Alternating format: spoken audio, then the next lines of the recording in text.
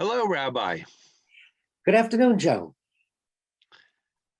As we are slowly winding through I think if my counting is correct, 16th month of the pandemic, or is that too many? It depends on when you officially count the Start.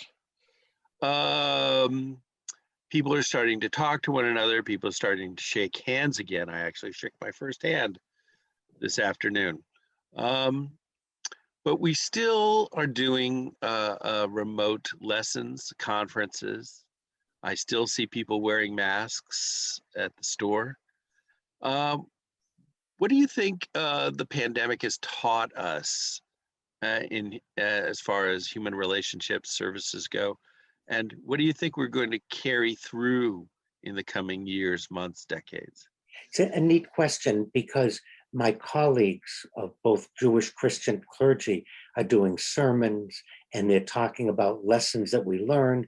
The articles are coming out. And I think what's fascinating is based on past human history, it's a blip. Look, what have we learned? We've learned we need to talk to family members. We've learned that it's important to keep in touch with people. We've learned that time is more important. We've learned that we spend too much time working and being away from family, people whom we love, and activities we love. What comes to my mind is an individual that has a cardiac incident. And as my 100 years career, excuse me, as a chaplain, it's a phenomenon that repeats itself.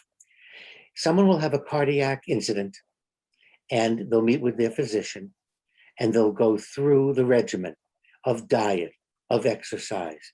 And as the weeks and months wear on, they do less of the exercise, less of the diet, and in short order, they return to the identical lifestyle they had before the incident.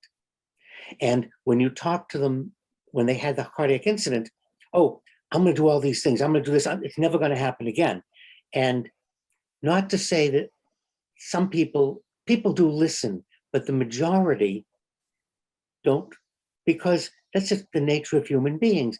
And I think all the lessons we have learned about families, about spending too much time working. One big lesson, if we look at Europe, with communication, with email, with remote meetings before the pandemic, people worked less. Here in the United States, we worked more, and companies and corporations realized I can contact my employees 7 days, 24 hours a day. Where in Europe, you still had the same hours, but the fact that we had electronics to make it easier meant you worked less. And that's a very important lesson we could learn from our European friends, is that just because we have a method or a means to spend less time on a project doesn't mean we should fill the remainder of the time. And I think that I hear everybody say that. I also hear people talking about, wow, I didn't realize how good it was to be with family, or I had breakfast at home, or I could go downstairs and have lunch with everybody. And everyone's talking about all these neat things that they can do. And I would like to believe that it's going to last. However, as I mentioned with the coronary incident, my experience has been once things start up again, it's going to be the same way requesting leave.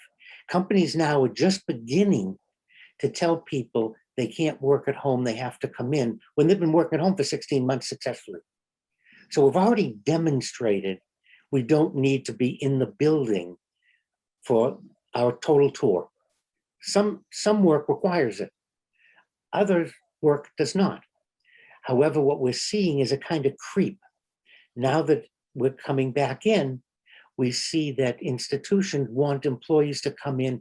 Now, one of the nicest things I saw, I don't remember which company, is talking about a 4-day week. And you come in 2, work home 2. Or a 5-day week, work home 3, come in 2. And they're trying to work out a hybrid so that they still can have some in-person team meetings and also people do the work.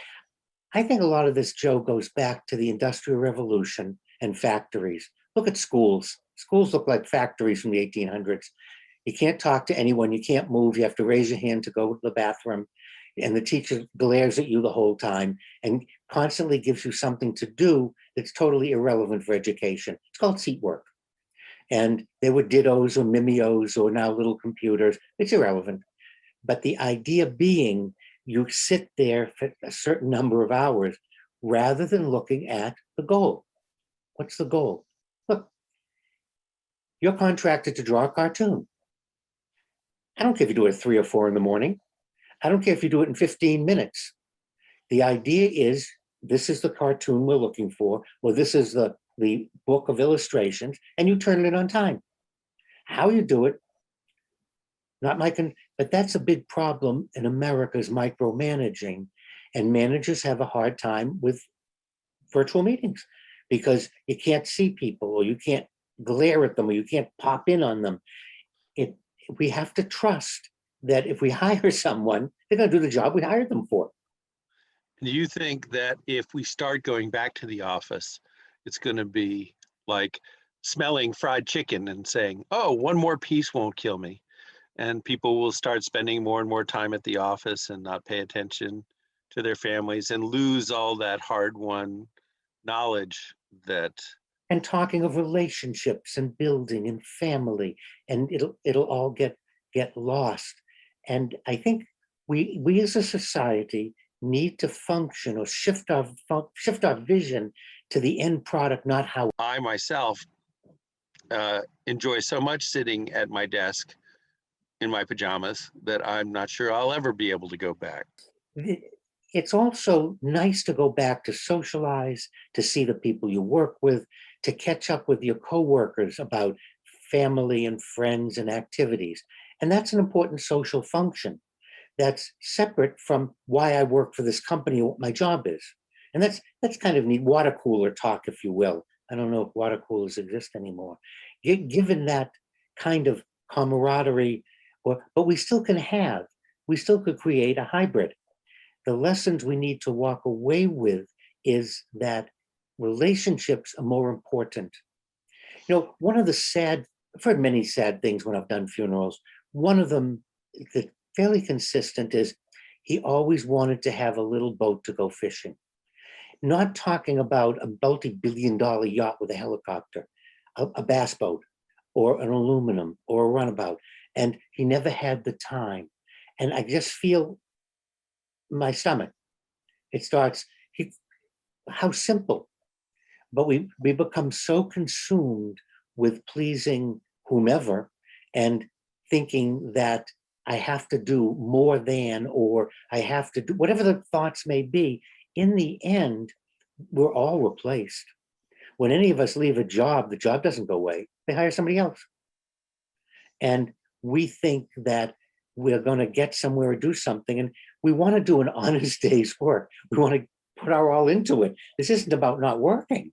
This isn't about not performing. It's about a balance to say that, yes, I have these skills, you pay me for these skills, and I have a family. And I'm going to spend time and do things with them. And I want to go boating. And there are other activities I want to participate in. Besides the office bowling team or something else we might create. There's other, and those, I hear this all the time about the pandemic. These are the lessons. Now, can we translate them? Can we maintain them once everything's over? And once we start going back into the office, the jury's out. I don't have a lot of faith, except at a very few select places. I think we can revisit this in a year, and it's going to look like the year before the pandemic. Well, thank you, Rabbi. I can't really talk to the office bowling team, but I did organize an office bocce team in the lobby, and it went pretty well. And perhaps that's the thing that I miss most, but we'll see. What I will always miss is the time that we spend together. And so thank you once again. And we'll always have this time because computers aren't going away. Goodbye, Joe.